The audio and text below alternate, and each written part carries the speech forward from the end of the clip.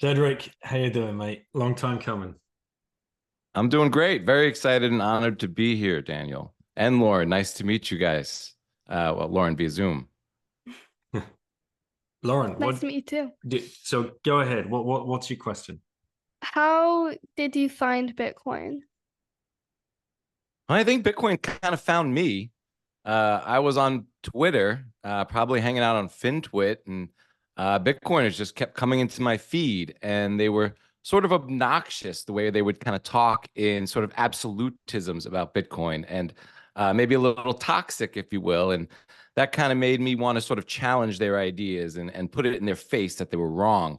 And the more I looked at these ideas, the more I was really intrigued about Bitcoin. And, I'll say it. I came for the gains, honestly, at first, the way they talked about it and what I could do with it. And it was one of the first things I ever really speculated on in my life. Um, so So that's kind of how I FinTwit found would be Bitcoin. financial Twitter. So were you just following like stock markets and things like that, just out of like personal interest, or? I think I was just hanging out on Twitter trying to understand Twitter. I came from Facebook in 2016, trying to understand the world, and Facebook was just not really a great venue for knowledge or signal. So I headed over to Twitter, and I was really confused by Twitter and what to get from it, how to interact on it, how to have a voice on it. So I think just political stuff came into my feed, and maybe I think financial stuff. I don't know what financial Twitter I was following, maybe some macro accounts, or just kind of fumbling around. But Bitcoiners just kept kind of coming in, cyber hornets, and maybe this was in 2017 or late 2017 when Bitcoin was just booming.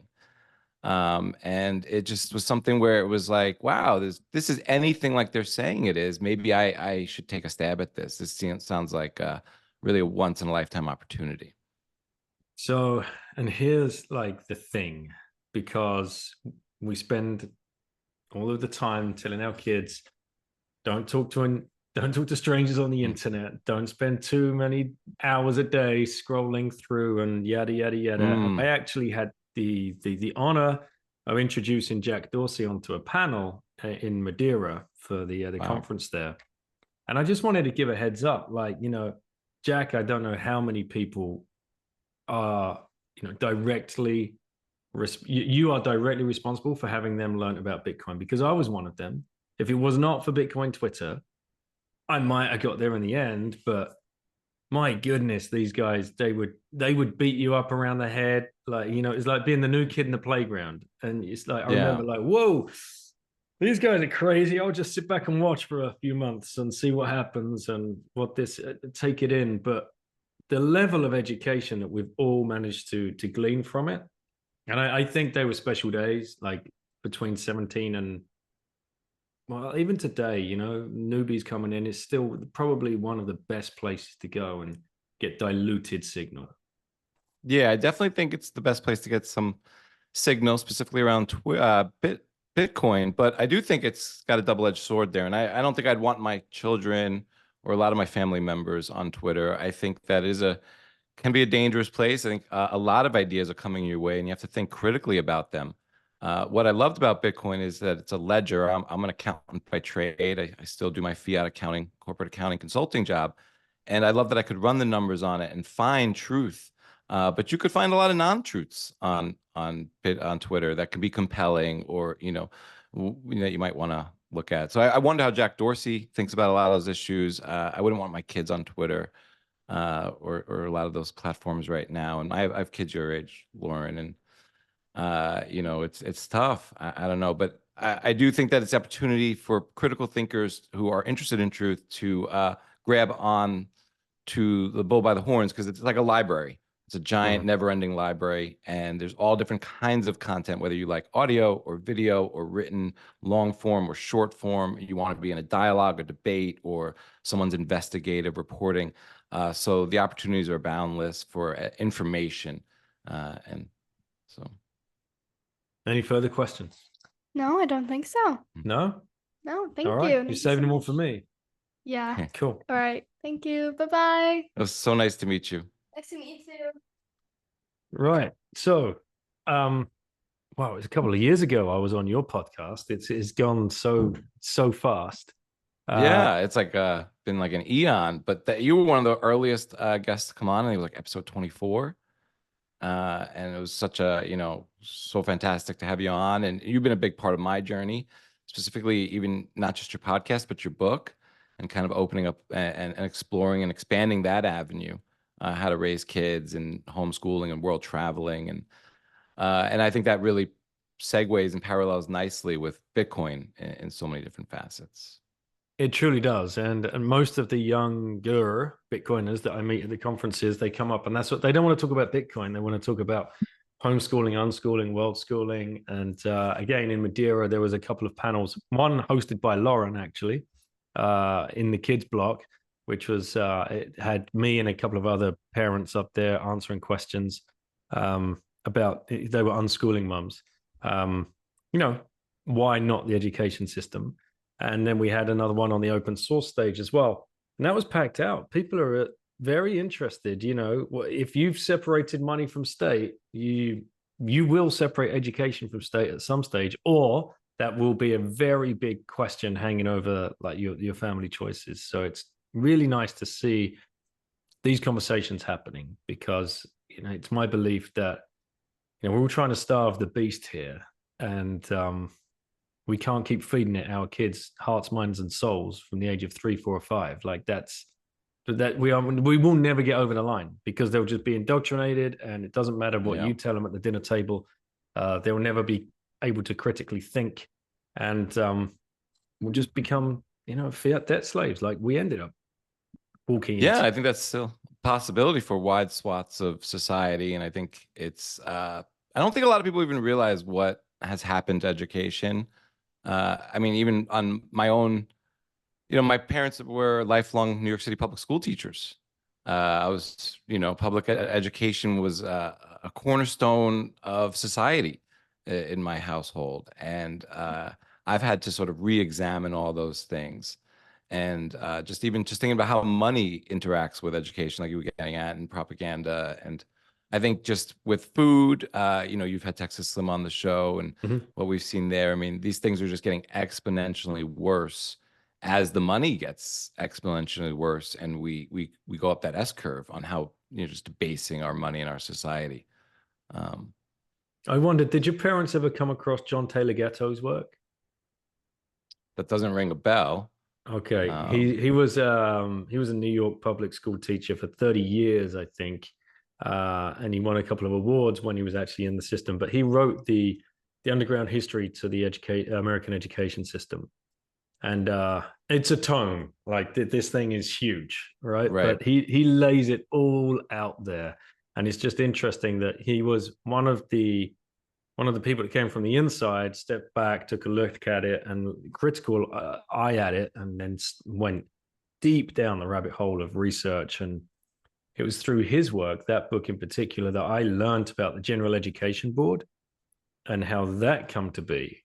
I've told it on a few podcasts recently, but it's a direct tie-in with what they did in Jekyll Island, right? In 1910, they had the secret meeting, 6 or 7 people, and they all gathered off in secret to figure out how to capture the monetary system. In 1902, they'd already pulled off this with the education system. They had a secret meeting, and they all got together and they figured out, how do we capture and mold the education system to what we want it or need it to be for our best interests? And of course, hosting that meeting was none other than John Rockefeller. And the first guy to fund it was John D. Rockefeller, $1 million, under the guise of philanthropy. Obviously, we need to educate everybody, but we all know what's really going on. So yeah, it's like, goddamn, like, when you learn about Jekyll Island, you were angry as all hell. And then when you learn about the General Education Board, you will be angry as all hell. It's like, we have to just step away and build parallel structures. And that's what Bitcoin is doing and allowing us to do in other areas of our lives. So I would say if you can get your hands on that book, get one. It'd be interesting, certainly, to put in front of your parents. Yeah, no, I like putting that stuff in front of them. My father's not around anymore, but you know, it's fun to challenge them, and I think they get it. I mean, they were kind of foot soldiers to feed the family in a lot of ways, you know, but they're willing to entertain these conversations for sure. They taught in some of the worst neighborhoods, so it went way beyond education. I mean, it was shelter, it was food and nutrition in a lot of ways, and those schools were open a lot more than mine. So I would go in with them whenever we had holidays or days off or snow days they didn't get. Uh, What so, areas are we talking? oh yeah, so my dad, he taught in Brownsville, Brooklyn, on the border of Brownsville and East New York. And so way out in Brooklyn. And my mom, Far Rockaway, Queens. These neighborhoods are very limited access, like to the subway systems, and are very far out, and kind of, and not a lot of prosperity. So yeah, it was a great experience. Kind of, you know, we were in the suburbs of New York City, so a little bit, you know, nicer. We weren't well off, but, you know, quite a contrast. And you could see where communities rally around these institutions, but they also take hold of them. There's a lot of politics, unions, and sort of, you know, you see how money's spent, how decisions are made. You see how, you know, decisions aren't made as well as in a for-profit setting. You see how there's different incentive structures. But, you know, I was going in there at 5, 6, 7, 8, 9 years old. I mean, what, you know, that's a lot of that's through osmosis at the time. Um, so, um, yeah. I remember my father when I was very young, like, he's like, I was like, I'll be a teacher like you one day. He was like, promise me you will never, ever be a teacher. You know, and I don't think he was saying like don't be an educator, but like that's just not a great life. And he felt like he was working too hard and just ate too much, I think, shit to want me to be in the same position. You know? So, what led you then were you straight into being an accountant, like as you explained to Lauren, or? I mean, I always was like sort of business minded growing up, kind of finance and economics oriented. You know, in like the 8th grade, me and a few guys in a gifted program won the like Long Island stock market competition for middle schoolers, and you know, I was always watching like things like Family Ties, and I was interested like Alex Bikini, but I had, you know, much liberal arts interests as well, and I wanted to grow up and be a film producer. But yeah, I went to college. I knew I wanted a career in business. I thought for a long time it'd be investment banking or finance. You know, as you get exposed to these areas, sort of I think my soul just didn't want to really jive or vibe with them. And I just found, you know, I went into public accounting, and I found I detoured a little bit. I went to film school. I went into film production, and I just kind of in the film and TV industry. I just kind of fell back a lot on my finance and accounting skills and tried to help, and just fell into the roles of helping a lot of individuals and entities that just didn't have skills in that department. But yeah, I like numbers. You know, so yeah, I think I always wanted to work in money, but you kind of start looking at certain fields and you're like, oh, I don't think that's a way to, none of these things appealed to me in a way like I wanted them to be my life. And I wanted to go to conferences about being a public accountant and helping audit books. And, you know, I didn't want that to be 24/7 for me, and how their kids thought of their father. You know, so I just sought out, I think, opportunities and roles that kind of allowed me to be a comfortable wolf and just get and extract what I could and wanted out of the system without giving up everything. You know, so maybe not getting everything, but just not giving up maybe all my time and all my mental space. But that's a battle. I think I read your book, and I've talked. I mean, you know what that's like, and how soul draining those institutions can be. And I'm still in that, so those fiat minds. You know, Was that right? You're yeah, still you're straddling both worlds right now, yeah, like working totally. right.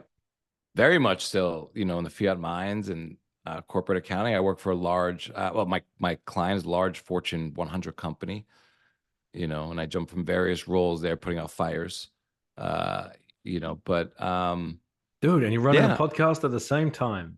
Like that's yeah. a Well, lot that's a of work. passion project, you know. It's a labor of love, you know. It's not terribly financially fruitful, but you know, I get a lot out of it. You know, but it's a lot of time. You know, it's a big burden on my wife and kids to kind of have that project on top of the job, you know, and figure all that out. That's how much I love Bitcoin and wanted to have conversations with Bitcoin. And I wanted to stop bothering people in my real life who didn't want to talk I was about gonna it, that was gonna and be the there's question. a Like whole lot of reasons I started the pod, but these so these large corporations that you've worked for and helped, do they know that you're Cedric Youngelman from the Bitcoin Matrix podcast? And do they have any no, not at questions about all. that? No. No, I wouldn't hide it. And when I was, I haven't been in an office in 4 years now.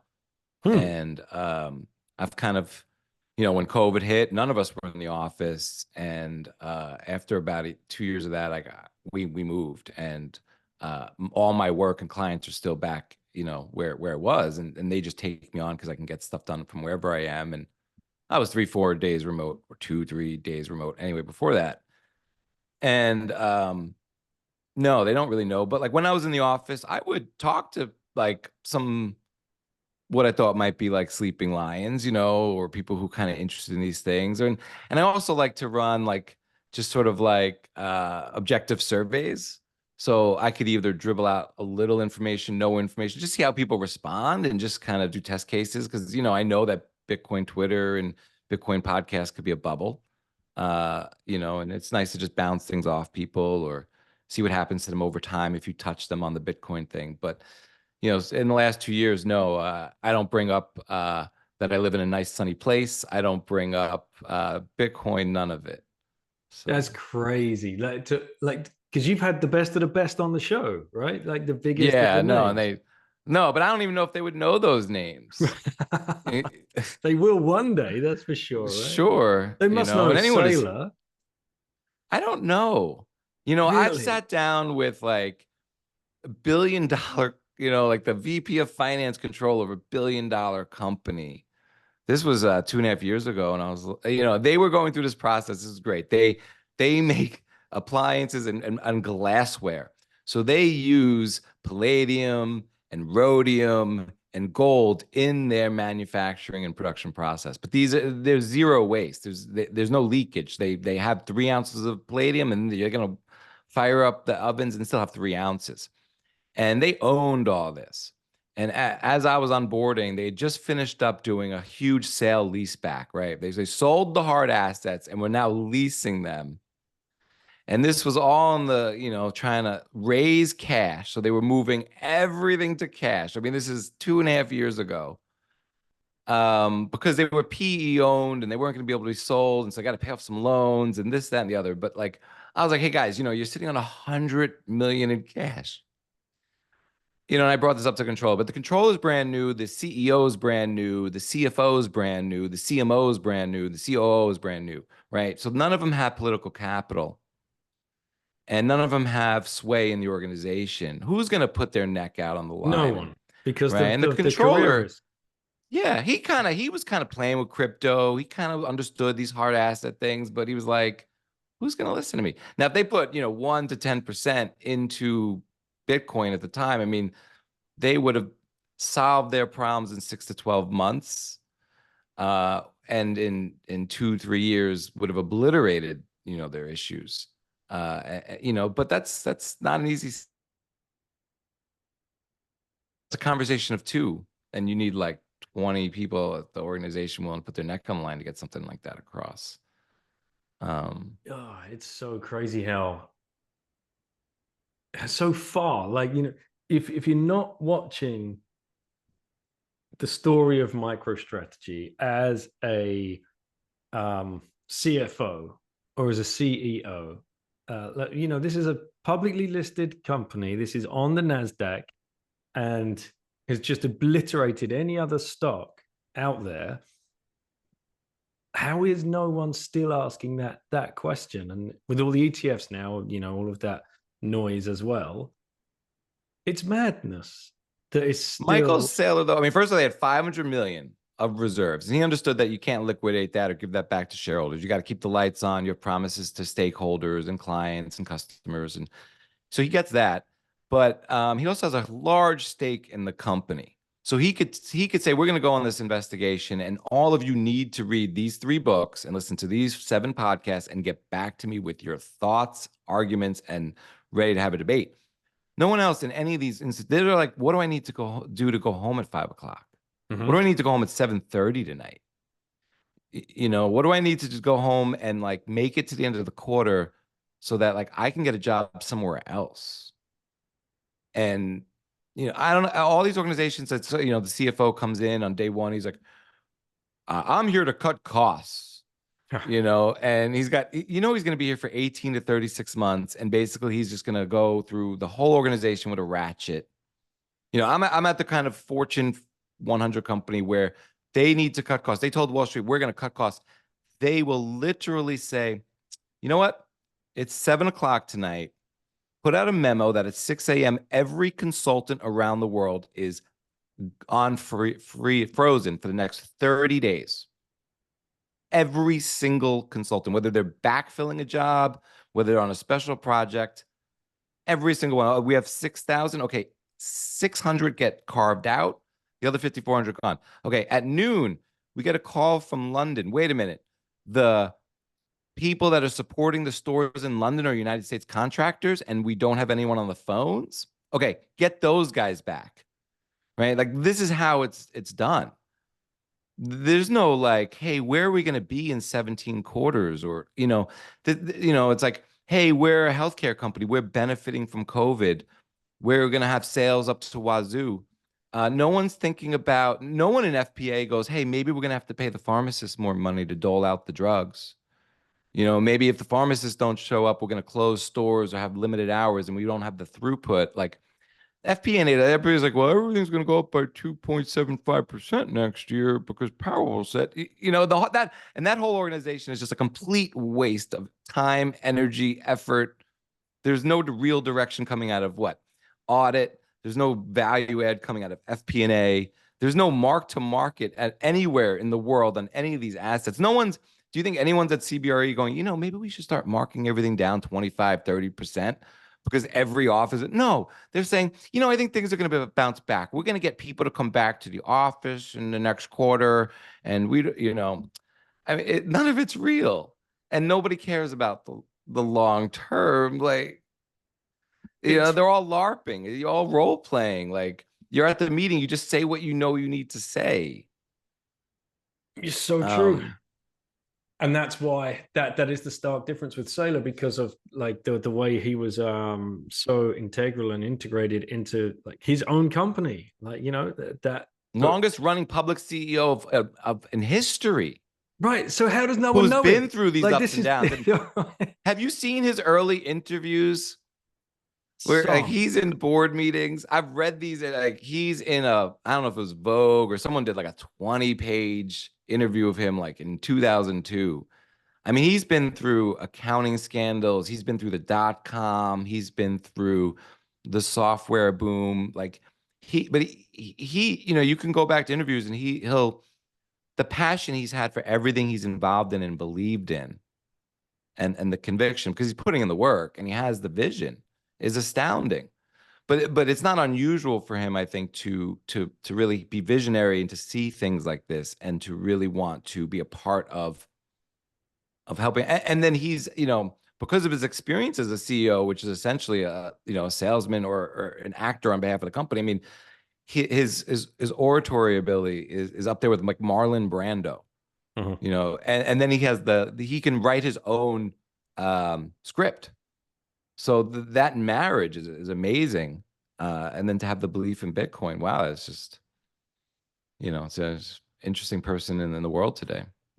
So what I'm hearing you say, Cedric, is don't hold out for any big announcements too soon from S&P 500 companies that are going to put Bitcoin on the balance sheet and have that as the center point of their growth strategy over the next 5 to 10 years.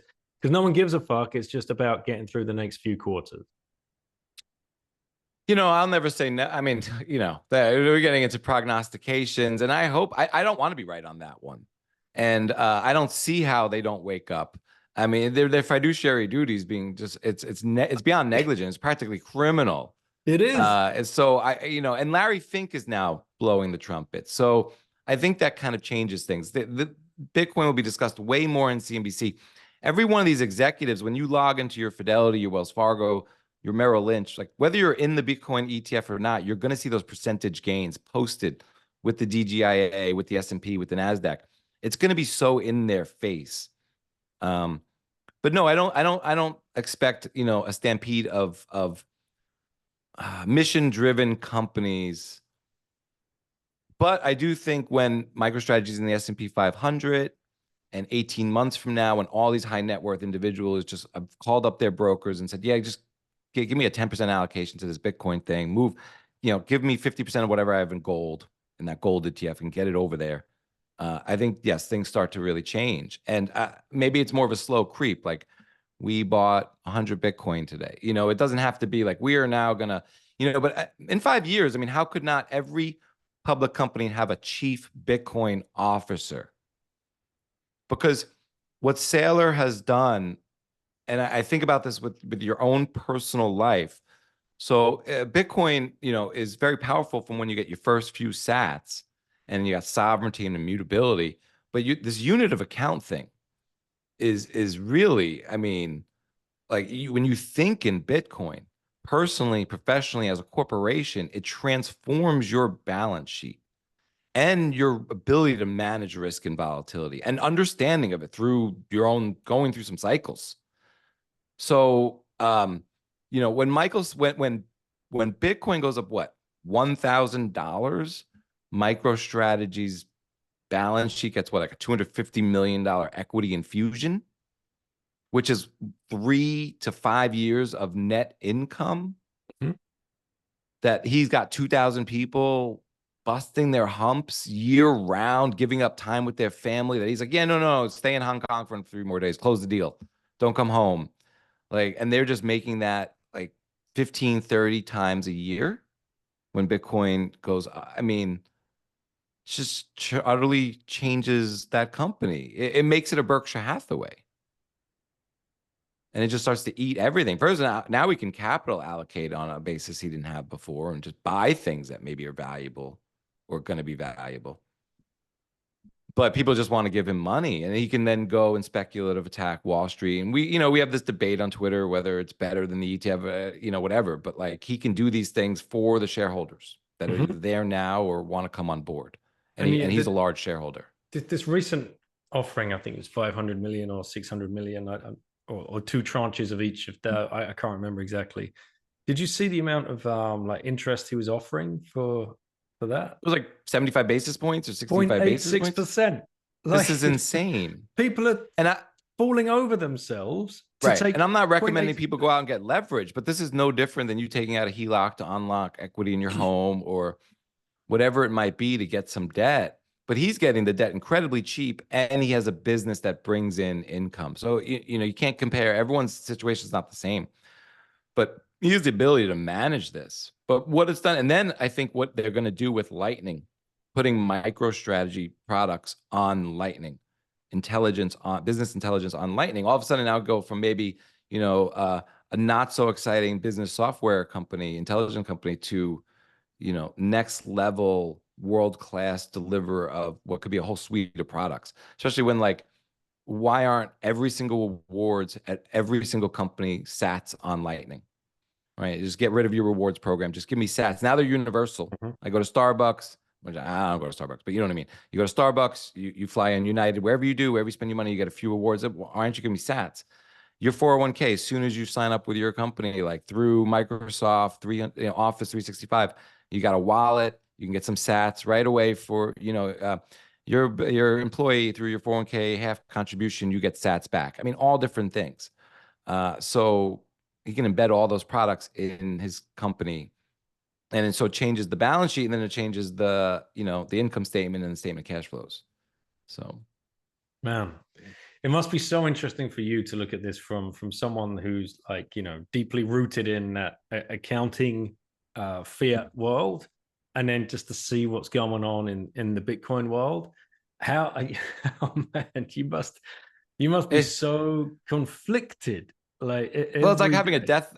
I don't know. You ever experienced a death and like, and like the world just stops. Like, you see the leaves floating, and you're just like, everything's different now. Like, my best friend's gone, or my dad's gone, and like nothing matters.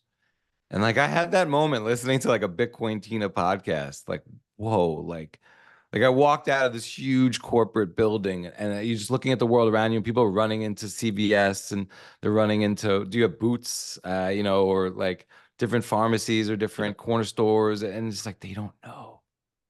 They don't know, like, it's not everything's changed. Like I just found out, like, not like, you know, it's a discovery and I just found out about it myself, but like, they don't know. And like, it's going to be years before they know.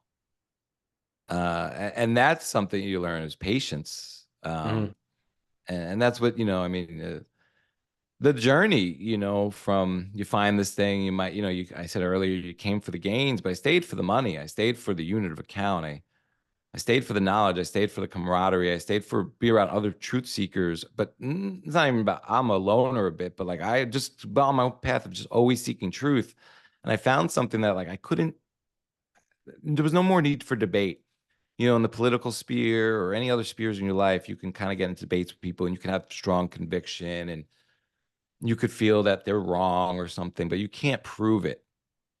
You know, there's a lot of things you can't prove. With Bitcoin, you can prove something and no one, you know, in the world of business, whatever it is, there's always various kinds of risk, you know, partner risk, you know, who you're in business with, or they're drunk, they're cheat, whatever it could be. They're not good at business. Their ego. You real estate, you have location risk, you have fashion risk. You know, you open up a bar, maybe the mayor doesn't give you the liquor license, and this other guy had an inside track. Whatever it is, all these various risks that you cannot mitigate or get to zero. And my whole life, I was looking for something where there was no risk, that it was just a no-brainer. Not necessarily a no-brainer for everybody, and you know, there's no opportunity. You know, but something that it's like, but even if it was, you know, just something that no one could get between me and the thing and debase it or take it away or anything of that sort. And that's on top of, you know, just, you know, before I found Bitcoin, you know, you spend 30% of your time, you know, I try to spend all my time at work and then go home and be with my family. But now I'm spending a half of that time trying to figure out the perfect portfolio, which is just trying to recreate money because the money's broken. And you're like, how do I get this basket of goods that's going to be like the perfect money and just maintain or maybe hopefully increase my purchasing power? So, you know, as someone, you know, public education and went to school, got a, you know, bachelor's of science in finance and a master of science in accounting and steeped in Keynesian economics, all of a sudden now, you know, you're learning about Austrian economics and, you know, cryptography was never something that I was spending. I mean, that sounded cool, but I was never like, well, let's go spend an hour on cryptography. Why is immutability important? You know, and I honestly, I thought blockchain was the value add in the beginning, you know, a triple ledger accounting, and we were going to not just dematerialize money, but we were going to continue on this path. And, you know, it's embarrassing now. There's no value in a terrible, you know, database. But, you know, trying to understand this thing is, you know, great. We fixed the money. We got this 21 million, but what else can we fix? And, you know, I got this new tool and, you know, just like in the legacy financial world, I'm going to diversify. You know, why I got digital gold. Why wouldn't I want a little digital silver? Maybe a little digital copper, you know? Yeah. And you got to relearn a lot of different things. And that's what's fun about Bitcoin is challenging yourself. And it's very humbling. And I see your stack of books looks very much similar to mine. So I got to ask, when you started changing, because that's what happens to us, what were your wife and kids saying? Because, you know, here's dad, Mr. 9 to 5 Fiat corporate guy, does his thing, that's nice, but now he's talking about this other thing, which is a complete opposite to anything he's ever believed. Yeah, so I don't know. I think it was more like, you know, here he is. He's got another thing that he's latched on to Right. and won't let go What of. is it And he's like, now? Like, yeah, what is it now? why can't he just go? And when is this going to end? And, you know, when is this phase going to be over? And I'm not so much a phase person, but I do latch on to things. I'm going from things to trying to find it. And, you know, thinking about sort of like the podcast, this was the first thing that, you know, my wife was the first one-way trading thing I'd never want to let go of. But like, it's a topic that was endlessly fascinating and just wouldn't be exhaustible. And I think, I've always wanted to do something like a podcast, and there's so many reasons I started a podcast and when I did, and a lot of that too with COVID. One of them was, I'd be coming home talking about, this cartoon character on Twitter that's going to change my idea about the whole financial system, and I'd be trying to convince my wife of these ideas. And eventually she did become a Bitcoiner. And one of the reasons, I'd be coming home and she'd be listening to McCormick every day in the kitchen. And he's got a nice British accent. I was going to fuck say, this. that Maybe must have I should just been the start a accent. podcast. Well, let me put my hat in the ring and maybe you'll listen to me, yeah, I mean, I think that I don't know if they see the change now yet, because I think it was just another thing. And one of the things I started the show was so I could stop talking and bothering them about it and talk to people who wanted to talk about it, and also talk to people who wanted to take the conversation further, and not just let me unload and download and offload and, sort of harass them. My kids were very young, so I read them books and stuff, but they're like, I get it, Dad. Bitcoin's the best money. Leave me alone. I got any money, like, what am I going to do with that information? How old are they? 11 and 7. Younger than Bitcoin.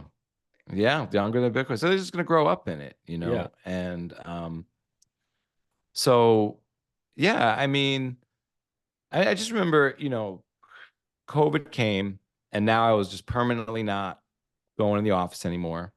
So now all of a sudden I couldn't just like take an hour and a half and skip out of the cubicle and go listen to a pod during lunch, or back and forth on the commute. And I had to sort of defend that time. Like, hey, I'm going to go walk you're going to go do what? Like, why aren't you fixing that light bulb? Why aren't you doing you're home, get some things done.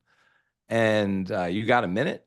And I wanted to defend that time, but I recognized that COVID, just like Bitcoin, was going to change everything for all of us. Mm-hmm. And I was like, if I don't come out of this with a new skill and use this as an opportunity instead of just sitting here and, I was getting some feedback. People would be like, oh, why don't you start a podcast? And I didn't want to be on a soapbox. But one of the things I thought about was, unlike any other world that I was interested in, like I had access to Bitcoiners that people would be interested in hearing.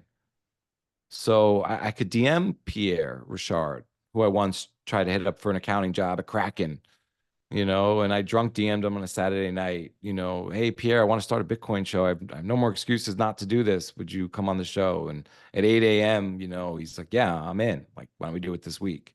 That's the key. I just want to stop you there for anybody else listening. And cheers, by the way. Lauren just snuck me in a beer. So what do you have? What are you packing?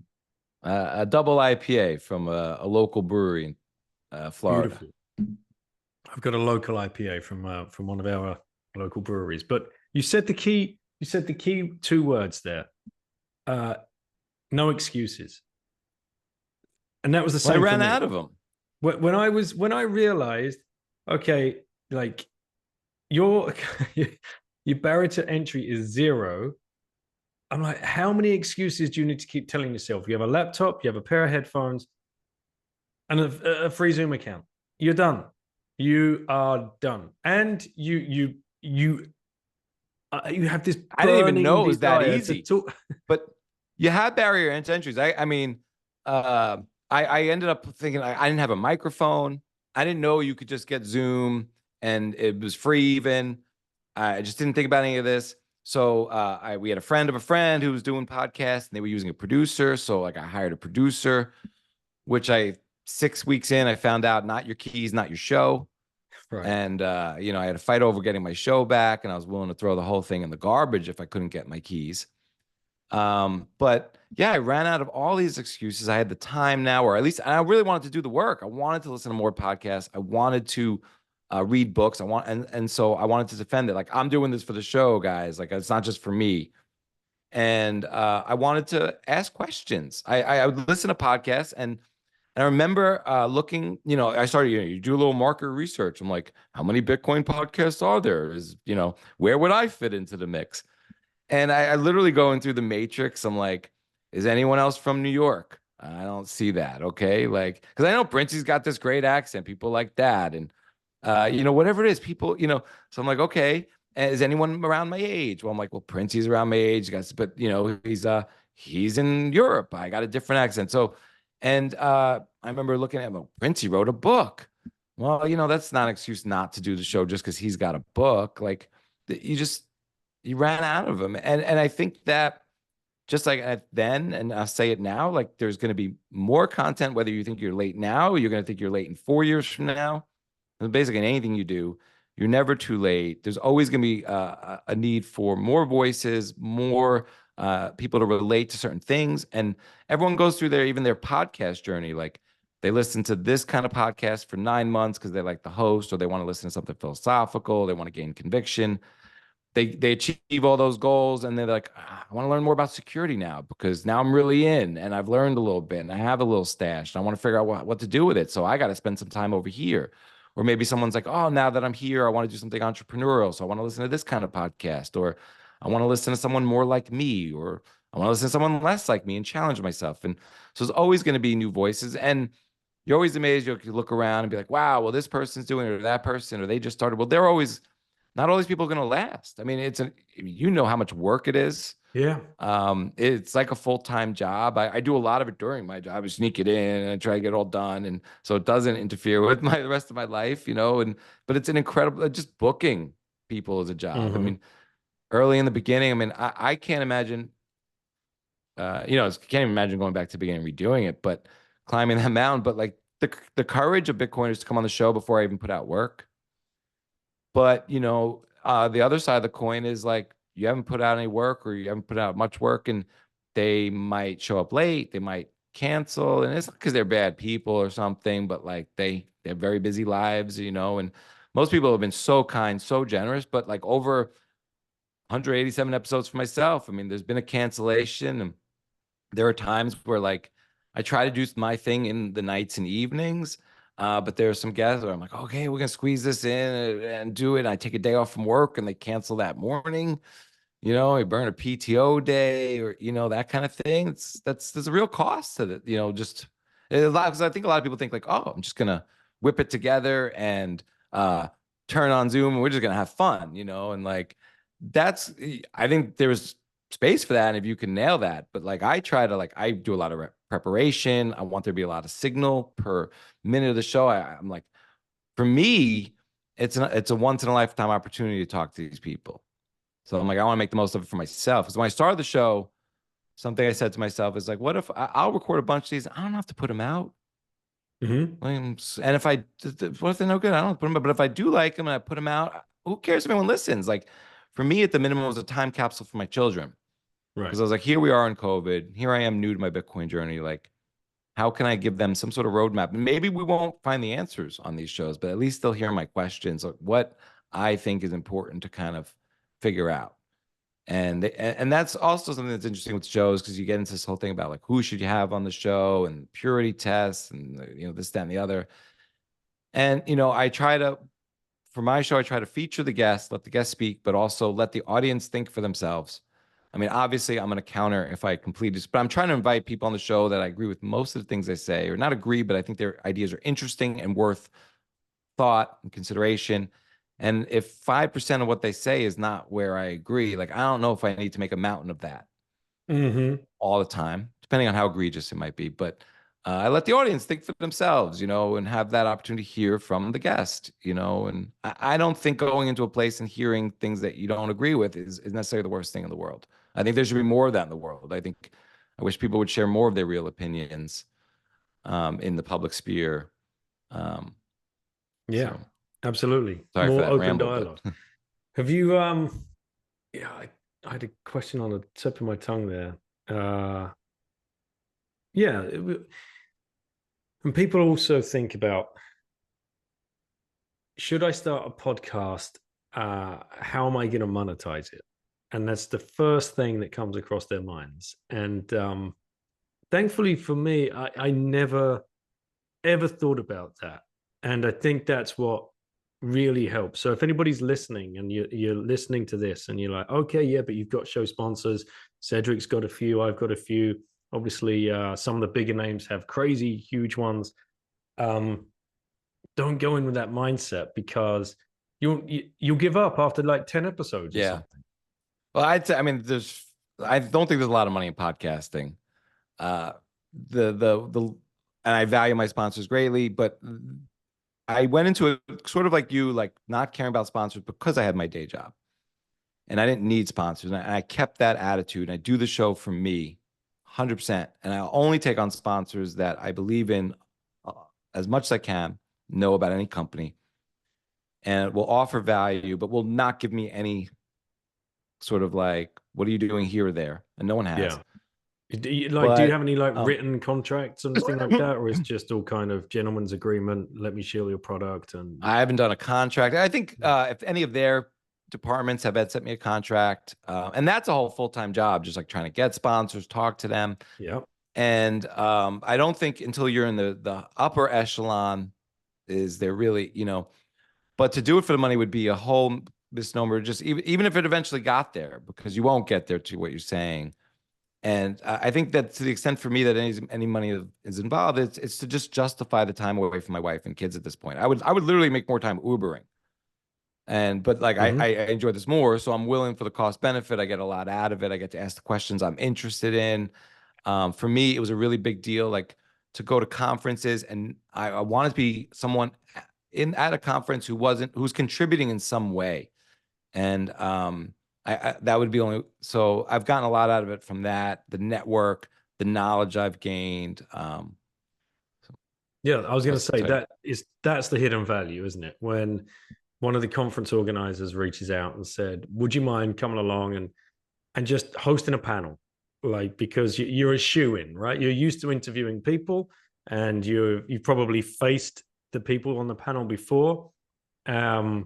Many people organizing these conferences around the world are not conference organizers, haven't been beforehand, and we're all just plebs, just mucking in together, trying to make this thing work. And that's what I found. Like, wow, if the podcast has given me anything, it's this ability to add value in some way to the conference, and it's just very humbling in a way to be invited along to them and to be part of the conversation. Yeah. And I think, the conferences, especially when you're early on in your journey, they're really hard to think about whether you should attend, whether you should spend your hard-earned money on that instead of getting sats. Especially, I remember at the earliest conferences I was thinking about attending, like deepest bear market, I'm down in dollar terms. Wife and kids haven't bought into this thing yet. I use that word bought loosely, but understand where this is going and why we're doing this. And then just, think, especially, if that might be a sizable amount of stats you might be able to add to your stack. I do think there's tremendous value in meeting Bitcoiners though, and finding that there are other like-minded crazy lunatics like yourself. I think that's been invaluable. I'm a bit of a loner, so I might even be at the conference like off to my side, or like but introverted, but we'll talk about Bitcoin kind of thing. So yeah, but I think that's really hard. I think for people who haven't met people in real life, I don't know, I can't imagine what that's like. But I also understand sort of like, well, I haven't met anyone in real life. What could that really bring me? And should I just stack sats with this? Especially in those moments where like you are on an island and it's a bear market and no one believes you. And it's hard, I think, to take time off from work to do that. So it's just also the time. It's like, okay, I'm going to spend money and then take time off, which is a cost, and time away from family, Now my wife's like, another vacation for yourself. Like, so now I won't really go unless she can come and we can enjoy it together. And she's a Bitcoiner and she gets it, but she, it doesn't, some people too. And this is something hard that's like, like sort of identifying as a Bitcoiner, because I try not to identify as anything. I'm just me. But if there's anybody I feel camaraderie with, it's Bitcoiners, but there's more to life. Bitcoin's a tool to, I think, make your life better.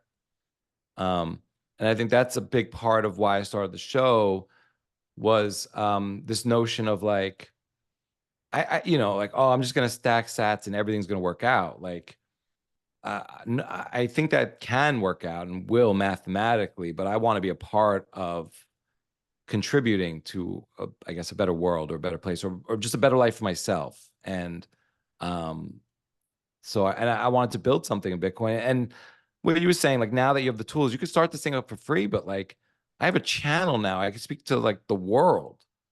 And no one, other than Zoom or Twitter or YouTube, which I've had a show knocked off of, but like I have sovereignty over that. It's a really wild thing. What, your channel was knocked off, or one of your Well, no, interviews? just an episode was knocked off YouTube. So it's not like I'm operating all this on decentralized platforms. Yeah, But that's right tough. now, for the most part, like they can't really squash the show, But I'm not even talking about freedom of speech. I'm just saying the ability to put a signal out there and talk to people. What Um, episode? What you episode know, was bumped off? Jeffrey Tucker. He Huh? wrote. Yeah, He was one of the. Yeah. he wrote Um, he was behind Gorman the for Great Barrington Breakfast. Declaration. And Gorman for Breakfast is what I've read of his books. yeah, he's wrote a bunch. That's probably one of them. But why was I'm that ashamed I kicked haven't read off? all of them. We talk a little bit about COVID and the vaccine. He's not like, he doesn't say anything that's crazy controversial. It's still a little controversial, but one of the comments came up in like 12 hours right away. Like, this is the kind of guy that would kill grandma. And it was a comment on the YouTube. And then like 6 hours later, like I had someone DM me on Twitter, like, he should have been kicked off to YouTube. I logged into YouTube and they're like, your show has been, censored for medical information or misinformation. And I had to go through mind control retraining where they ask you a bunch of questions that are basically, you can talk. You haven't had to deal with this? I've had I one. know. Yeah, I've had one ban for my Did you go through interview the with, questions no, I didn't do to that. get your channel back? They allowed me back on, but I still have a flag, which means they won't kick me up in the algos until I do the mind retraining, but I just refuse to do it. So I did it just really for the S's and giggles. I wanted to see the questions, and they were as Orwellian as it can get. And you have to answer them correctly, all 7, to get your channel back, or correctly in their terms. But basically, you can't, say anything that goes against what the World Health Organization or local health authorities say, as per YouTube. I mean, it's fascinating. And, as a Bitcoiner, you're like, why would I continue to build here? I mean, they could take it away from me at any time. I'm on the same thing. I got the warning. I got 3 strikes now. The channel's gone. That's kind of scary. Not scary like, ooh, like, Nightmare on Elm Street, but just kind of like, this is horrible that we live in this world. And so I don't know if the algo took me down. I think it was a complaint from a user if I really had a bet on it, but it might have been the algo. I mean, I had an interview with Pascal Najadi. That was what got my channel nuked, I'm pretty sure, if I remember rightly, talking about COVID and the injections, and he was suing the Swiss president. So yeah, that was soon taken down, and that interview itself is never to be seen again. Might still be up on audio somewhere. I can't remember. I think mine's still up on audio. It might be up on Bitcoin TV as well, because I was kicking a bunch over there at one stage. Yeah, it's and that's the thing, right? Because you want to talk about whatever you want on the podcast, but always in the back of your mind. Do you ever worry about like talking about something so controversial? Yeah. And then you're self-censoring straight away. So they've won. Right. What are the rabbit holes I've been down just most recently? I think I've been at the denial stage for years of what the conspiracy theorists would call chemtrailing. But what the billionaires who invest in SRM call solar reflective modification. And when you realize that, so they've got this nice term for it and a bunch of patents, and Gates and Soros have invested hundreds of millions into this stuff, and it just sits over here and the WEF discuss it, and all of the European parliaments discuss it, and these think tank people discuss it under SRM. But if you and I discuss it now and we call it chemtrails, it's like, those fucking weird Bitcoiner dudes, like they think everything's a freaking conspiracy, blah, blah, blah. So you see what they do. The PSYOP is so strong But then when you actually read up on that technology that they're trying to deploy under the guise of, if we reflect the sun's rays away from the earth, then the temperature won't rise as quickly because of, we, us dirty humans, have trapped all the carbon dioxide. Oh my God. It's just so unbelievable. And then when you see the lines in the sky, you can't unsee them again. You're like, So, yeah. But should we be talking about this kind of stuff? Is this going to get us taken down from YouTube? Is this going to lose some of our audience members? Is this going, it's all of these thoughts go on. How do you deal with it in real life? When you meet like your kids, the dads and the moms, do they know about Bitcoin? Do they know about the podcast? Yeah, they do. I've got to the point now where just wait for them to ask rather than say anything, or listen for the pain point, listen to what they're complaining about, and just offer the fact that there are solutions out there for these kind of problems. Do they like, I think of like, if you tell someone like you're a podcaster, like it's like dirty. It's like telling someone you're a day trader and they just say, yeah, okay, you're talking to like 14 people. Do they? And then I'm worried, like we always like, are they going to tune in? Are they going to listen to that one episode about chemtrails and maybe boycott the kids kind of thing? Do you have any, do you deal with that at all? Or like, I've certainly thought about it. Yes. 100%. Those thoughts always go through my mind. And they shouldn't, right? Like that's the thing. They shouldn't affect what you want to sit down and talk about with somebody else openly, because you cannot control the way that other person is going to think about it. That is the essence of critical thinking, right? You actually want them to question things about what we're talking about, because that opens up the discussion even further, not just to take it. I mean, how easy would it look if we were like, hey, yo, buy Bitcoin. Okay, I will.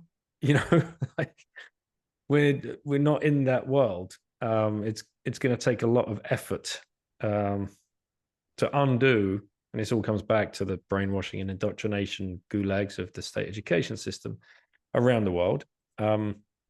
We have to unschool ourselves. I mean, Ivan Illich, his book is back there, Deschooling Society. These aren't new ideas. Murray Rothbard wrote Education Free and Compulsory. Like, right. These books have been around a long time. And we're probably 3 or 4 generations deep into this mass schooling exercise. So when people do see someone a little bit different, or hear them say something a little bit counter narrative, stay away from those people. I was the kid. I mean, my parents were teachers, but my report card, I would get like 99s, 98, 99, 97, 98. And then the 2 comments I would get was disruptive and prevents others from learning. And my parents were like, what are you doing? I'd be like, well, fuck them. Like, they're wrong about everything. And what do you mean they're wrong? I'm like, listen, I got everything right on the test, but like he said this and I don't agree. And he said that, I don't agree. Or, I would crack jokes, whatever, make other kids laugh. But I'm like, we got the information, obviously. I did okay on the grades, but I was always sort of, you could tell what you were being told. I mean, I loved sort of challenging authority. And I think that's what really appealed to me about Bitcoin as well, is like sort of those people, and when I first kind of heard about it, was challenging my thinking and forcing me to not learn something new, but just to like see something different and reinvestigate it, and then sort of, I think it made learning fun again. I was getting burned out, working, whatever, arguing with people about this, that, and how to fix the world. What can we do? And what was so great about Bitcoin is you could say, stop, like, you know what? Like, I'm not going to take all that land that we all want to live on and get all of us to agree how to make it better. Like, I'm just going to go over here and take care of my own little plot of land. And I can just get out of this. And I can completely, not on like, and I think that's where I think my family would see the change is, with low time preference, like becoming less concerned over certain things. And appreciating the low time preference things more, and Mhm. getting your life back, getting your time back, getting your mental time back, if anything. You guys moved house, right? Moved Yeah, state. we moved cross country. Was that Uh, something do you think you would have ever done if you'd just stayed in your fiat like kind of life? Or did Bitcoin help you come to that decision, or was I this think, something already on the it's hard card? to strip out. Bitcoin definitely, it's like, and once you have a tool, like, you can't say like, oh, I would have done it without this tool. Like, whether you would have or wouldn't have, like, you now have the tool. And, Bitcoin gave me a lot of more faith and conviction in just decisions I was making. It was a very difficult time, but I think I would have made that decision without Bitcoin, because of the just things were going with COVID and certain rules and laws and the way my kids were affected. But Bitcoin let me manage that risk of giving up my job, because originally, to do it, I gave up my job, and didn't get it back till the other side. And because my dad was getting very sick at that time, and ended up dying during that transition. And so, like, he died like 3 weeks after I got to Florida, and we moved to his town, and I remember even just having conversations with him as a Bitcoin was near highs at that point, and was like going down. And my dad at like 81 years old was like, he owned some sats, and he didn't fully understand it. But like, I was like, I'd sold my house and was financing some of the move and inflation, with that, and trying to, he's like, you haven't sold any of your sats, right? No, dad. And it was interesting to see him on his deathbed, concerned about, and really seeing the, like, Bitcoin maybe as a secret decoder ring, even without with his limited knowledge of it. He was one of the people I would really like to talk to about Bitcoin a lot, because he didn't get it at all. And I really Mm. wanted him to get it. And he would gradually, um, but yeah, that move was really hard. And it took about a year, to kind of convince the family and Mhm. to do it. And I think the big part of I think having the show was really also felt like I hate to say it because I didn't move for the show, but like, all the things I was talking about, like, weren't being affected, or I wasn't doing if I. But moving is really hard, I mean, I just did a show with Tom Luongo about comfortable wolves, and I think before Bitcoin, I was definitely a comfortable wolf, like trying to, like, I don't necessarily think of myself as sheep, but I'm not going to fight the fiat system by myself, and I don't think anyone who is fighting it, like Peter Schiff, is going to win with gold. So I'm like, what are we going to do? But it doesn't mean I'm happy with it. But with Bitcoin, I'm like, okay, I got a tool now. And then with COVID, like, it was just more horrible things coming your way that you had to fight, whether you, like, the level of uncomfortability was just rising dramatically for Mm. someone like me, at least. Mhm. There's maybe a lower tolerance for just my sovereignty or independence being crept upon. And then my kids being home from school, I was realizing, like, hey, like, my father wasn't saying don't be an educator, but like, I'm still working this job. I don't have all day to educate them. And then when I was getting much more insight into what they were learning about, which was like all rabbits and feelings and bunnies, and, no math, no science, no, you know, and so all those things coming together, it was like, we have to move. Yeah, Bitcoin was a big part of it, but I don't, and that's the thing. And maybe this is my sense of, maybe it's a lack of humility, but I'd like to think like I've always been on this journey. I was always looking for something like Bitcoin. I was always looking for Bitcoin. I was just, and that doesn't mean that like I was someone who was like, cypherpunk. I'm not saying like I was like on that tip. I was just saying I was always looking for more freedom, or just being not, I don't want to be boxed in, but I wasn't necessarily like a revolutionary either. Bitcoin fit in nice that way. It's like this peaceful thing, Mhm. because I don't think necessarily people who are laying down arms are going to slay Goliath right now. Um, No, and in Bitcoin, I fact, think, is the Second Amendment of money. you well, you feed it if you fight it as well, right? That's the thing, and it's just like it. Right. Just ignoring it and opting out of it is the peaceful. That I mean, the peaceful revolution. And like, okay, what do I need to sacrifice? My dollars. Okay, no problem. They're And, sacrificial. Goodbye. I mean, it was a simple A/B test in a lot of ways. You look at this Bitcoin thing, and you're like, okay, it's when I came in, it was worth like 5,000 a coin. You're like, okay, that sounds like a lot of money. And you read a little history, and you're like, oh yeah, it was this guy who spent like 10,000 Bitcoin to buy like a pizza. And now like it's completely inversed. Like now, like a month has gone by and it's $10,000 to buy a Bitcoin. And like, which way do I think this is going to continue to go? Is this a fluke? And you know, you say, oh, it's Beanie Babies. And then someone's like, dude, Beanie Babies wasn't fucking software. And you're like, okay, no, that's a really good argument. Like a really good argument. And you're like, okay, Amazon crashed more than 90% 3 times. And the only people that held throughout that whole thing were Jeff and his parents. And no, Jeff's parents only held because they loved Jeff. But Jeff knew that what he had was different than pets.com and diapers.com. And if you were early to the internet scene, like you might have bet on all these things, like just like shit coins, like, oh, there's pets.com, there's diapers.com, and there's going to be all these different. No, it's just going to be one. No, there's not going to be one guy who does it all. But like, you know, Jeff knew, and Jeff didn't even know about AWS and what could be built on top of Amazon. Right. Jeff couldn't have known that then, but like he knew what he had was more valuable and he had to withstand the volatility. So he started looking at this thing and he's very clear. It's like, okay, dollars are going, wait, they make infinite dollars. That sounds weird, but now that I said they make infinite dollars, is that true? Mm-hmm. Well, they never told me how many they're going to make. They never tell me when they're making. They don't even let you know the schedule. And the same thing with stocks. Like you might, like as I was very interested in stocks growing up, stocks, companies, picking the best guy. I got to read a book this big every quarter to figure out where they're lying, where they're telling the truth, where the real opportunity is. Then I have to trust that they're going to execute, trust that there's no scandals. Like they're not going to be caught on tape doing something that, you know, some no-no, doing something with someone, you know, and like ruin the stock. And then I gotta trust that they're not going to sell it to all their friends at a discount and dilute my own, you know, or raise debt or whatever. Where is it in for me? And even if I start a small business, now I got to take on the whole world there. You know, again, I'm back to working 75 hours a week, putting my whole life into this thing.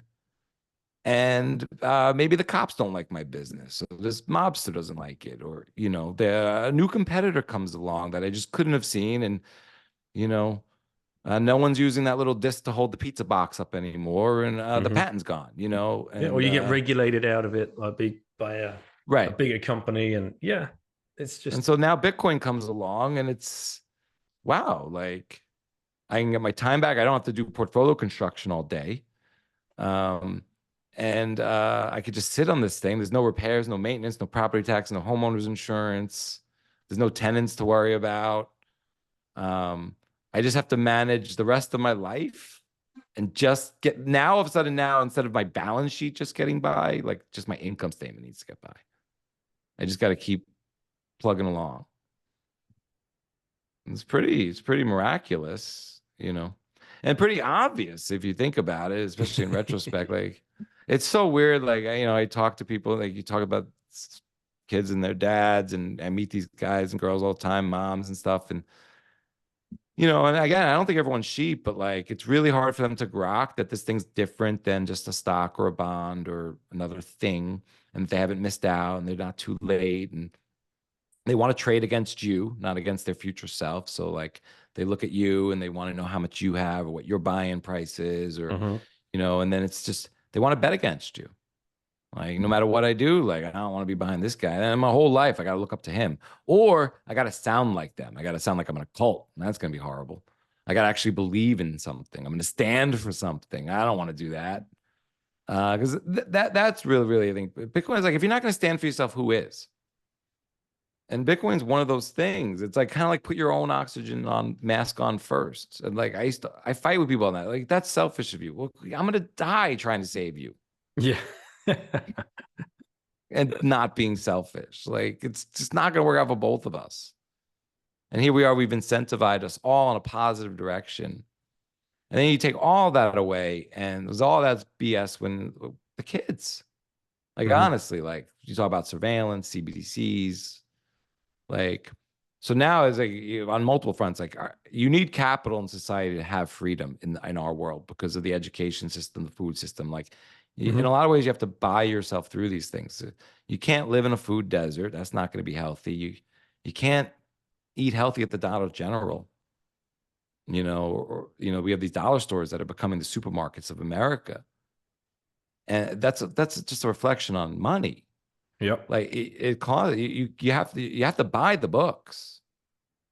Yeah, you have to buy the YouTube subscription so your kids aren't getting bombarded with ads, and they could still go on there and find out how to make science experiments. Like, Well, and I tweeted the other day the front page, right? The classic front page, Chancellor on brink of second bailout for banks, and at the bottom there, it's like there's a little snippet, 99p a pint.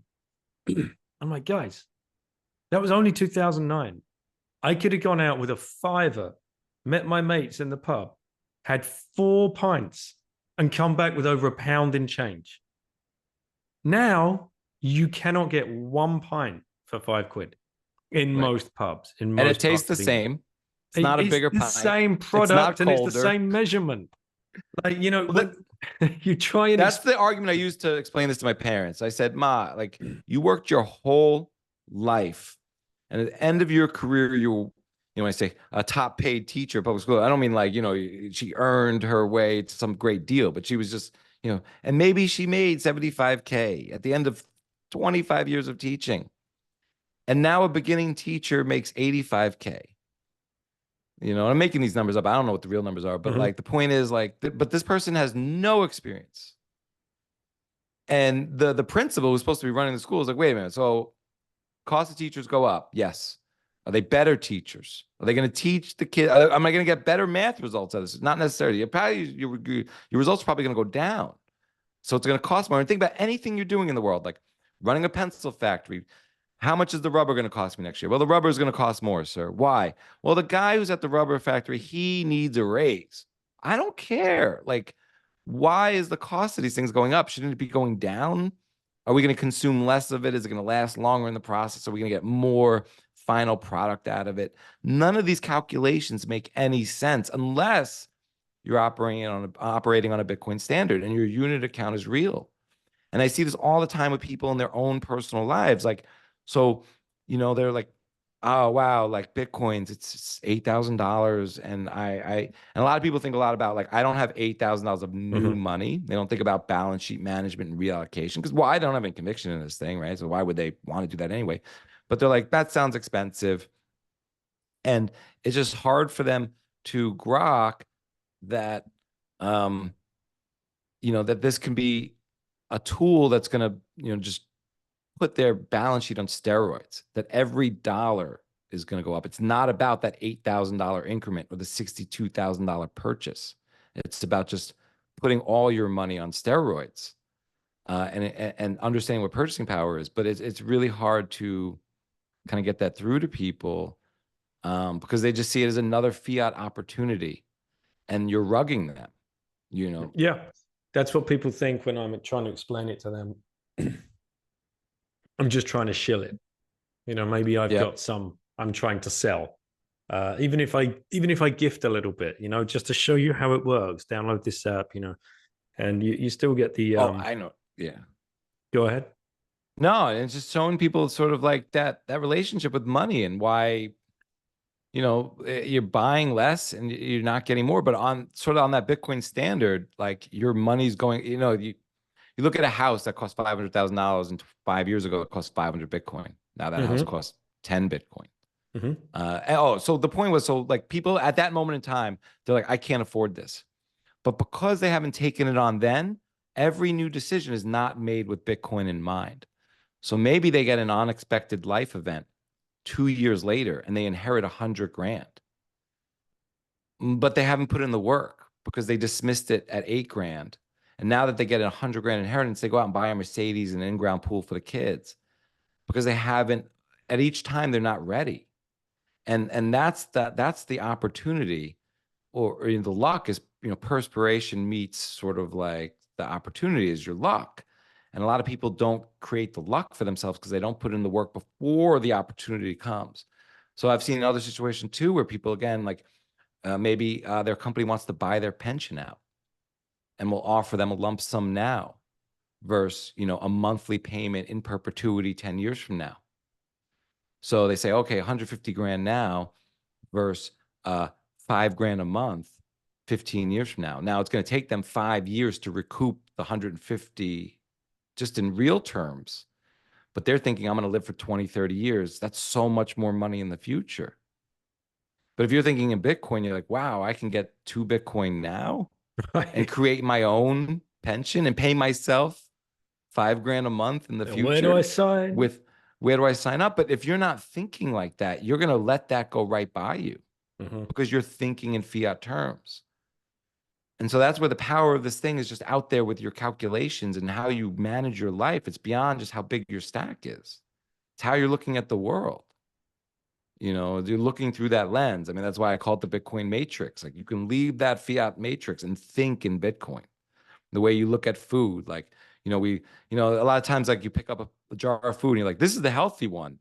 And yeah, some company slapped the healthy label on it or bought that healthy company and now it's crap food. And you have to do your own research and verify. You have to kind of take that Bitcoin mentality to everything. And same thing with all your financial deals. If you're not thinking in Bitcoin, you're just going to blow it.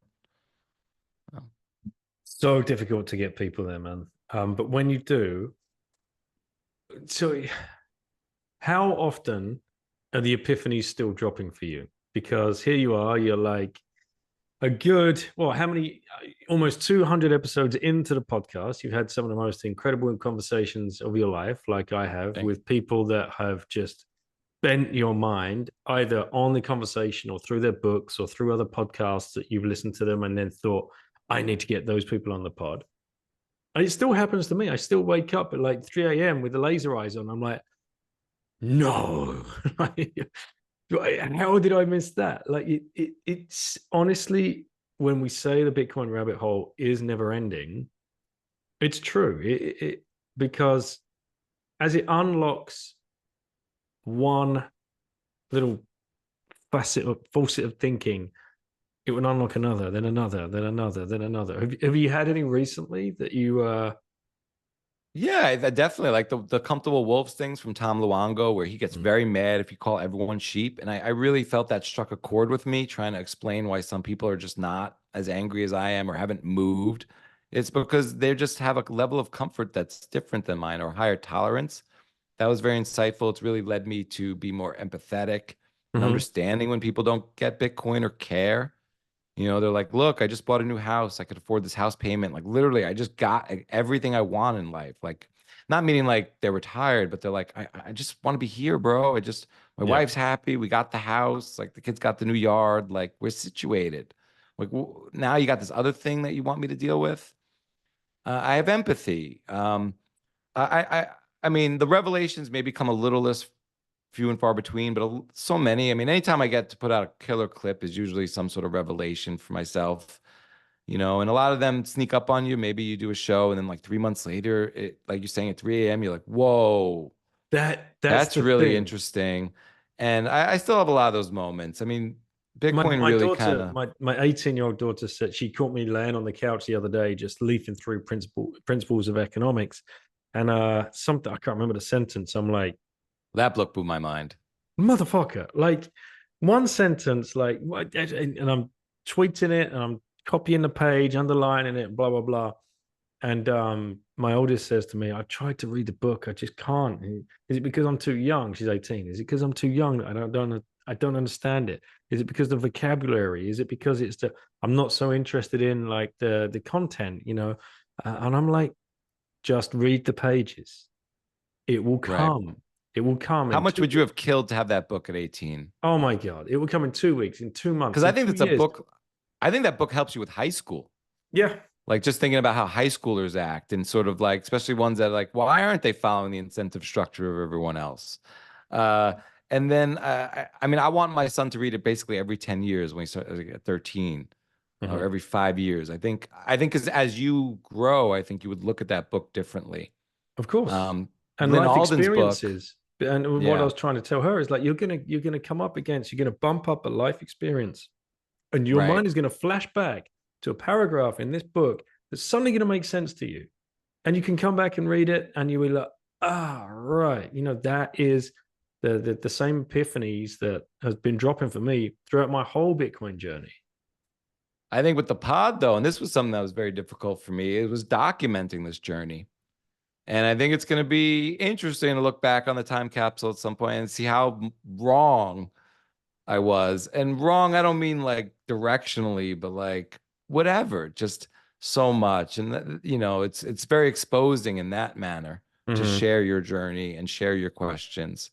Um, yeah, but the epiphanies And, still and come and a that's lot. one thing I'll ask you about, because we all suffer from a certain amount of imposter syndrome, and I cannot for the life of me keep up. No, no one can, and be very wary of anybody that claims to be a Bitcoin expert, listeners, because like all this ordinal stuff that's going on right now, I can't keep up with this stuff. I couldn't tell you what it is technologically, but I can tell you what I feel about it ethically and morally. And for me, it's wrong, like what's going on. Right. But somebody will come at me from a technical background and bitch slap me all over the place, and or someone's got to come in. I'm thinking, well, which one of these conversations do you host? Do you host them all, or do you go with the one that more ethically is aligned with you?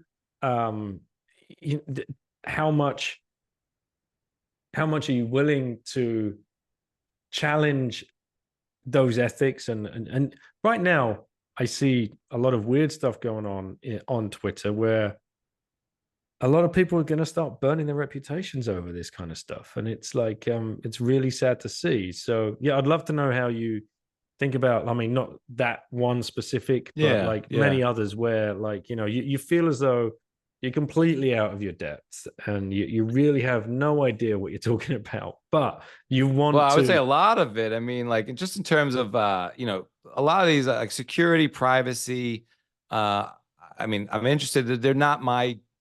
I'm more interested in the philosophy, the economics, the macro finance. So I chase the topics that I'm interested in. The ordinals thing, I think, is interesting. I think it's trendy. It's not necessarily the thing I want to discuss on a weekly basis. I love what Ocean's doing. I think that this is actually more important than the ordinals thing in terms of that this decentralization of mining pools. Yeah. I think is a real Achilles heel and under talked about, under misunderstood, under debated, all that. And I think it's the ordinals thing kind of is like a red herring, and a lot of people kind of don't understand what's really at stake. I think I'm not into ordinals. I'm not for ordinals. I think inscriptions are kind of interesting, you know, but it's not the interesting for me right now. I don't think the ordinals is interesting at all for me. There's JPEGs. I don't care. I don't even care about the debate. And so I'll gloss over some of those tweets, but I haven't done a lot of shows on that just because I don't think it's deep enough for me. And I think that other people can cover some aspects of that very well. But I think the ocean thing, I'm going to talk to Bob Burnett more about that. I want to have Mm, the mechanic on and mm, Luke. I'm involved in that project, and I think the mining thing is crucial. And I think the ordinals things plays into it. I think it's an attack. I do think it's an attack. I think it's a bit of a state-sponsored attack. I think there are bad actors behind it. I don't think there's a large gray area here. I have a lot of conviction about it, but I'm not the one who's going to argue it. I'm not going to spend the time figuring out the arguments for it. And I do agree with some of the people who are speaking out in the way I'm leaning, but it's not for me. I want to vet other things or do more research in other areas right now. Maybe that will come up more. I am trying to get around the ocean and the decentralized mining pools, and ordinals will fit into that, of course. And I understand how it's a big part of it. But other than that, I mean, it's like NFTs for the whole NFT side of it. I just have no interest in it, like that whole sector. And I think a lot of it's like noise and aside from the long-term attack that's happening, which I think is very important. I'm trying to gather my thoughts for that conversation and get up to it a little quietly or softly. I haven't figured it out exactly, but yeah, no, it's and the thing is, it will suddenly be dead, and it'll be a new thing everyone's screaming about. right, right. And that's why I'm not going to chase all of them. No. And I'll do a show when it's like when it feels evergreen or we can really lay it.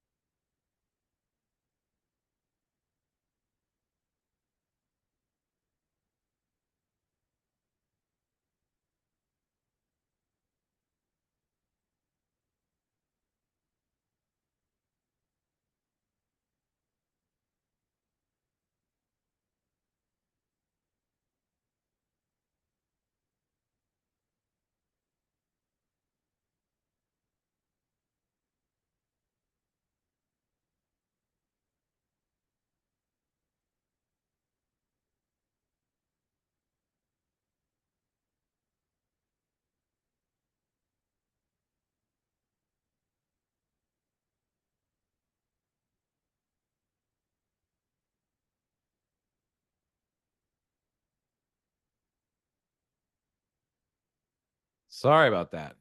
No problem. Oh man. We Yeah.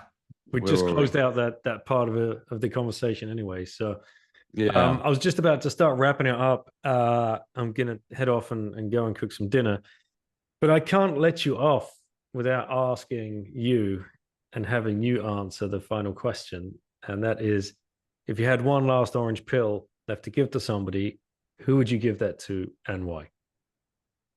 I would give that to my middle brother. I would Bam. love for him to get Bitcoin at a level that was meaningful. Yeah, I think that would probably be the way I could maybe impact the world in the greatest way, I think. Someone close to me. Yeah. And then I would just go from there. Maybe my brother-in-law after that would be great. Sister-in-law, people close to me. That would be what I would do. Yeah, awesome, man, awesome. And yeah, the guy before you, he took a deep breath, thought about it 30 seconds, and yeah, for him it was his father. And I'm hearing a lot of these answers. We've moved on from the early days of, oh, give it to Elon Musk, give it to the Pope, give it to the president, give it to the head of the Federal Reserve or whatever. Uh, like, no, fuck these people. Really.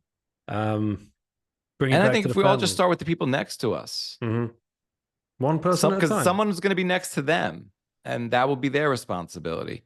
And this is Um, what I try and help people understand. And I put it on Twitter all a lot. Twitter a lot. It's like, especially when the price starts running, the number of people that join the network goes up every day. That is the number go up technology. right. That is what we are here for.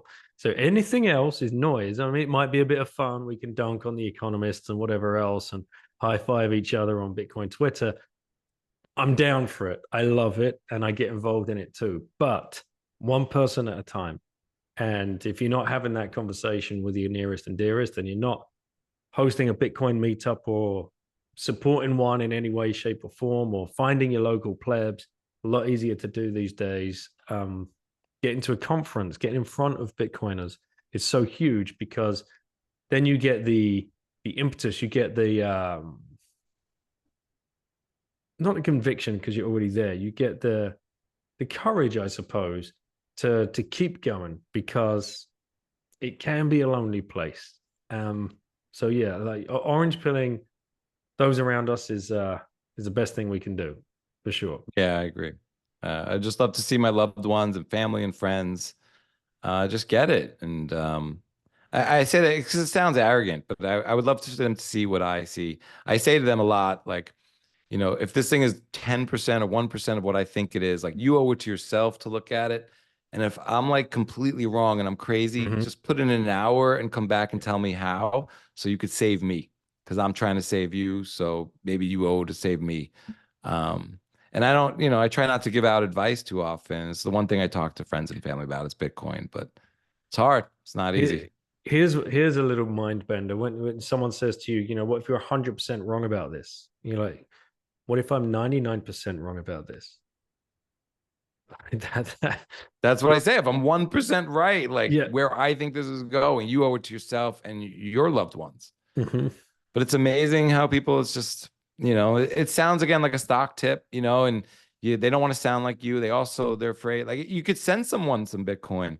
Hey, here's $10. I want you to see what it's like. Now you've just completely devalued the thing you told them is the most valuable thing in the world. Mm-hmm. Hey, this thing is so valuable. You got a bunch around it that you could just send to people for free. It sounds like reward points, and they want to find their own Bitcoin. They want to bet against you. It's really hard. It's really hard to convince people that you're actually coming from a place of love, and not from a place of smarts or telling them what to do, or, because a lot of people, the way I interpret it, a lot of people are like, what kind of car should I buy? And they always tell you, yeah, the car they bought. They never like what are you looking for? Like, whatever they have is perfect for you. Exactly. Wouldn't ask me a little bit about myself. Like, do we want the same things? No, what I have, you want. And the same with advice. Most times, like, what should I do with my life? You should be a lawyer. That's what I wanted to be, and they might not even know it. So It's hard for people to get like, I'm just doing this out of pure altruistic goodness reasons. And I believe in it. And, slap me in the face if I'm wrong, help me. But, it's just like, if you're wrong, I'll let you be wrong. And I don't have the time to figure it out for myself. Like, I don't even know if they don't care enough to be right or figure it out. I don't know. It's hard. All right, Cedric, how can people come and listen to your podcast and reach out to you on Twitter? Yeah, well, on Twitter at Ced Youngelman, CEDYOUNGELMAN, Bitcoin Matrix, everywhere you can download audio, and on YouTube, and on Twitter _BITCOIN Matrix MATIRX. So all right, this man. has been such an honor, Daniel. I've been really, it's been a pleasure. I've been looking up to what you've been doing for a long time, since the very first episode of mine. I've been looking to your show and to your Twitter account and following you. So it's been a real honor. Thank you. Thank you for everything that you do. And thank you for carrying this message forward. Thanks for sharing a beer on the podcast. It's always nice to hang with Bitcoiners. And let's hope we get to meet again in real life. I won't be getting across to the States, I don't think, this year. So maybe 2025 will be the best time. And who knows? You got it. You might even be freed from your fiat role and doing full-time Bitcoin. Fingers crossed. We'll see. We'll get rid of those golden handcuffs soon. Exactly. All right. See you, Cedric. Thanks, man. Peace.